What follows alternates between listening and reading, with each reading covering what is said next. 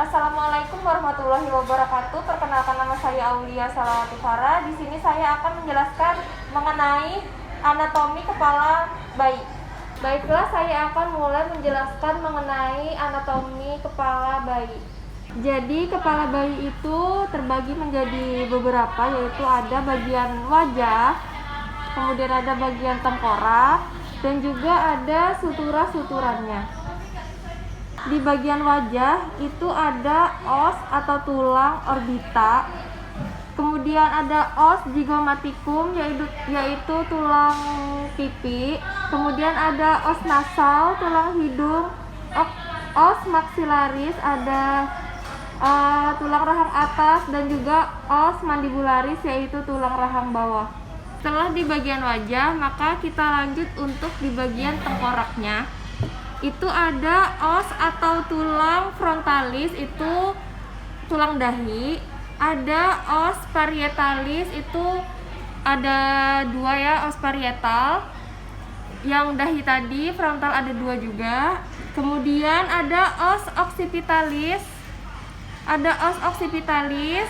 Kemudian ada os temporalis di bagian pinggir.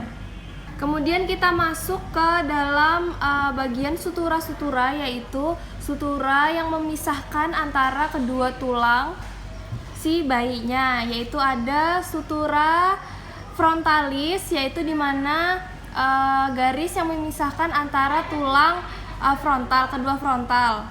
Kemudian ada sutura sagittalis, itu di bagian sini, itu yang memisahkan antara tulang parietal, dua parietal ini. Kemudian ada sutura coronalis, itu yang di bagian depan sini ya. Di bagian depan sini itu yang memisahkan antara tulang frontal dan parietal. Kemudian ada juga sutura lamboidea, itu bagian belakang, itu yang memisahkan antara tulang parietal dan occipital. Kemudian pada kepala bayi itu ada namanya ubun-ubun. Itu ada ubun-ubun mayor atau ubun-ubun besar. Di sini ubun-ubun besar itu berbentuk seperti segi empat, itu karena dipisahkan oleh sutura tadi ya. Jadi memisahkan antara empat tulang. Jadi dia membentuk segi empat. Kemudian ada ubun-ubun kecil atau ubun-ubun minor. Itu membentuk segitiga karena dia dipisahkan antara tiga tulang, jadi dia membentuk segitiga. Kemudian ada ukuran kepalanya, yaitu sebagai berikut. Ada beberapa bagian, itu ada muka belakang dan juga ada melintang. Satu lagi ada melingkar. Kita bahas dulu tentang bagian muka belakang.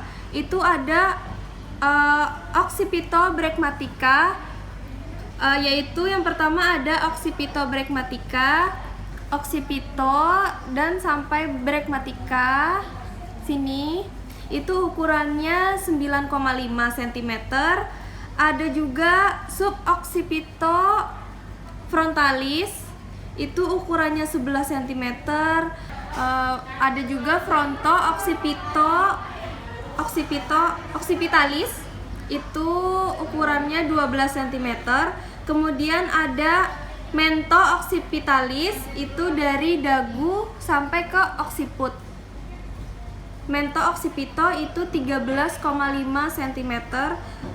Setelah ada mento occipito, kemudian ada suboccipito bregmatica, yaitu di bagian bawah dagu sampai ke sini. Itu ukurannya 9,5 cm. Kemudian kita membahas tentang yang melintang, ukuran kepala melintang, yaitu ada dua, yaitu ada bitemporalis, jadi bi itu dua ya, bitemporalis itu 8 cm. Kemudian ada biparietalis, itu ukurannya 9 cm. Kemudian kita masuk ke ukuran kepala yang melingkar. Itu ada tiga, yaitu ada circumferentia suboccipitobregmatica, yaitu ukuran melingkar itu tadi circumferentia suboccipitobregmatica. ini jadi suboccipitobregmatica di sini, fronto dan occipital itu tuh ukurannya 32 cm. Kemudian ada circumferentia fronto occipito, itu berarti di occiput dan di frontalnya, yaitu ukurannya 34 cm. Kemudian ada juga ukuran melingkar yang terakhir, circumferentia mento occipito, yaitu di dagu sampai occiput begini. Jadi itu ukurannya 35 cm. Jadi sekian penjelasan saya mengenai anatomi kepala bayi, dan sekian.